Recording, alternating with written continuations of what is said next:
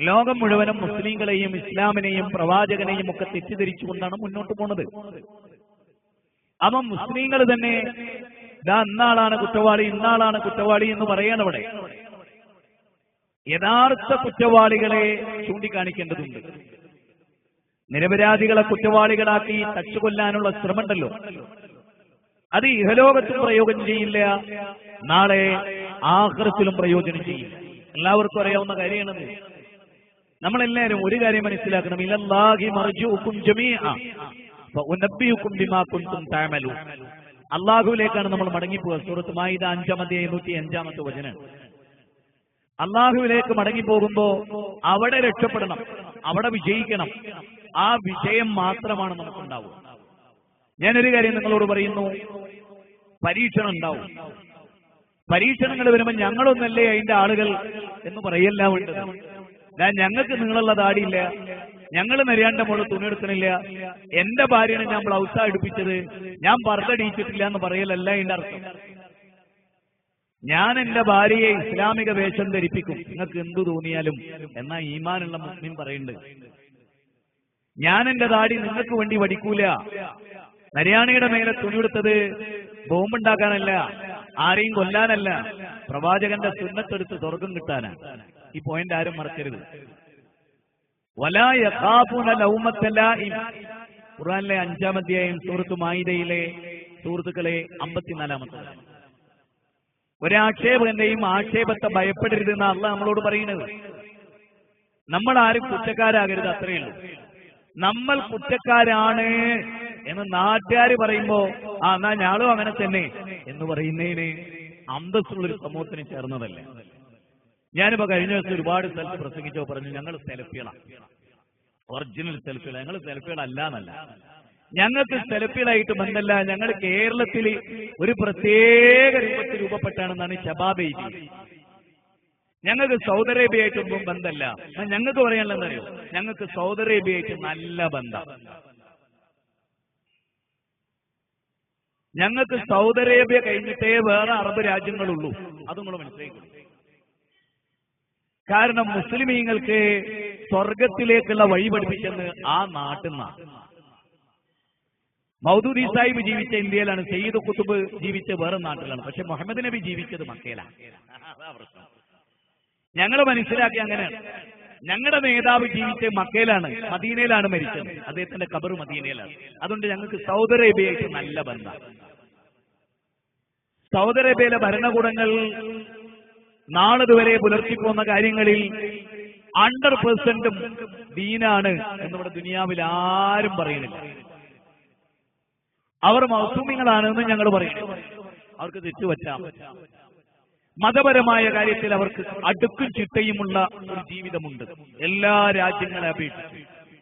കണ്ണുള്ളവന് കാണാം, കാതുള്ളവന് കേൾക്കാം, ഹൃദയമുള്ളവന് ചിന്തിക്കാം. മക്കയിലും മദീനയിലും ജീവിച്ചവരാണ് സഹാബിമാർ. ആ സഹാബത്തുമായി നമുക്ക് ബന്ധമുണ്ട്. ആ സഹാബത്തുമായി നമ്മുടെ ജീവിതത്തിന് അടുപ്പമുണ്ട്. അവരെ അവഗണിച്ചുകൊണ്ട്, അവരെ മാറ്റി നിർത്തിക്കൊണ്ട്, അവരുമായി നമുക്കൊരു ബന്ധമില്ലെന്ന് പറഞ്ഞുകൊണ്ട് നമുക്ക് ഈ ഭൂമിയിൽ ജീവിക്കാൻ കഴിയില്ല. അതിന്റെ പേരിലൊന്നും ആരും തീവ്രവാദിയാവൂല. വത്തിക്കാനിലെ പോപ്പിനെ ഞങ്ങൾക്ക് ഇഷ്ടമാണെന്ന് ക്രിസ്ത്യാനി പറഞ്ഞാൽ ഇവിടെ തീവ്രവാദം ഉണ്ടാവോ, ഭീകരവാദം ഉണ്ടാവോ? അതൊന്നുമില്ലേ. അതുകൊണ്ട് ഞാൻ നിങ്ങളോട് പറയണമെന്നറിയോ, അസ്തിത്വം ചോർന്നു പോകരുത്, സ്വന്തമായ വ്യക്തിത്വം കളഞ്ഞു കുടിക്കരുത്. എവിടെങ്കിലും എന്തെങ്കിലും ഒരു സംഭവം നടക്കുമ്പോഴേക്ക് പറയുന്നത് ഞങ്ങൾക്ക് ഉമിക്കേരി പോലത്തെ താടിയാളോട്ട്, ഞങ്ങൾക്ക് ഇങ്ങനെ വൃത്തിയറ്റ താടിയൊന്നുമില്ല എന്നറിയോ. ഭീരുവാണെന്ന് മാത്രമല്ല, ഭീരുത്വത്തിന് കയ്യും കാലും മുളച്ച ലീഡർ കൂടിയായ വലിയ പ്രശ്നമാണ്. ഞാൻ വല്ലരോടും പറയാറുണ്ട്, ചില നട്ടല് നല്ല പ്രസിദ്ധമാണ്, അതിന്റെ ഫോട്ടോസ്റ്റാറ്റ് തരാം, തലക്കാന്റെ അടിയിൽ വെച്ച് കിടന്നാൽ മതി, നന്നാവും. മുസ്ലിങ്ങളെ ലോകത്തോട് വിളിച്ചു പറ, ഞങ്ങളുടെ താടി സുന്നത്തിന്റെ താടിയാ. ഞങ്ങൾ തുണി നരിയാന്റെ മേലെ ഉടുക്കുന്നുണ്ടെങ്കിൽ അത് പ്രവാചകൻ പഠിപ്പിച്ചതാ. ആ പ്രവാചകൻ നരിയാന്റെ മേലെ തുണി ഉടുത്തിട്ട് രാജ്യം ഭരിച്ച് തീവ്രവാദി ആയിരുന്നില്ല, ഭീകരവാദി ആയിരുന്നില്ല. ഈജിപ്തിലേക്ക് ഉമർ ഇബ്നുൽ ഖത്താബ് റളിയല്ലാഹു ചെല്ലുമ്പോൾ നെഞ്ചും കൂട് നിറഞ്ഞു നിൽക്കുന്ന താടി ഉണ്ടായിരുന്നു അദ്ദേഹം. മുട്ടിന്റെ നേരെ താഴെ തുണി ഉടുത്തിരുന്നു. അതുകൊണ്ട് ക്രിസ്ത്യാനികൾ അദ്ദേഹത്തെ തെറ്റിദ്ധരിച്ചിട്ടില്ല. അത് മുസ്ലിമിന്റെ ചിഹ്നമാണ്. കൃഷ്ണദ്വൈപായന വേദവ്യാസൻ ഭവിഷ്യൽ പുരാണത്തിൽ മുസ്ലിമീങ്ങളുടെ ക്വാളിറ്റി സഹസ്രാബ്ദങ്ങൾക്ക് മുമ്പ്, കഴിഞ്ഞല്ലോ 100 കൊല്ലം മുമ്പോ സൗദി അറേബ്യ രൂപം കൊള്ളുന്നതിന് മുമ്പൊന്നല്ല, കൃഷ്ണദ്വൈപായന വേദവ്യാസൻ ഭവിഷ്യൽ പുരാണത്ത് പറയുന്നതറിയോ? ലിംഗഛേദ ശിഖാഹീന മുസ്ലിങ്ങളുടെ ഐഡന്റിറ്റി, അവർ ചേലാകർമ്മം ചെയ്യും. 1, അവർ തലമുണ്ടനം ചെയ്യില്ല എന്ന് പറഞ്ഞാൽ കുടുംബം വെക്കുകയില്ല, അവർ മുടി നീട്ടും, ആ മുടിയെ ആദരിക്കും. 2, 3 അവർ താടി നീട്ടും. 4 പന്നി മാംസം ഒഴികെ എല്ലാ മാംസങ്ങളും കഴിക്കും. 5 അവർ ബാങ്ക് കൊടുക്കും. 6 അവർ അധർമ്മത്തിനെതിരെ പോരാടും. ആയതിനാൽ അവർ മുസൈലിമന്മാർ എന്ന് വിളിക്കപ്പെടും. ഭവിഷ്യൽ പുരാണം കൃഷ്ണദ്വൈപായന വേദവ്യാസൻ. അപ്പൊ ഹൈന്ദവ ഗ്രന്ഥത്തിൽ മുസ്ലിമിന്റെ ക്വാളിറ്റി താടിയാണ്. നമ്മൾ തീരുമാനിച്ചാൽ ഈ താടിക്കെതിരെ ശബ്ദിക്കുന്നവർ അതാണോ, ആ പറഞ്ഞതാണോ? ബൈബിളിലെ 2 അധ്യായം, ലേവ്യ പുസ്തകം 2 രാജാക്കന്മാർ, അത് 2ലും പറയുന്നു താടിയുടെ അറ്റം കട്ട് ചെയ്യാൻ പോലും പാടില്ല. ബൈബിളിലെ ലേവ്യ പുസ്തകം.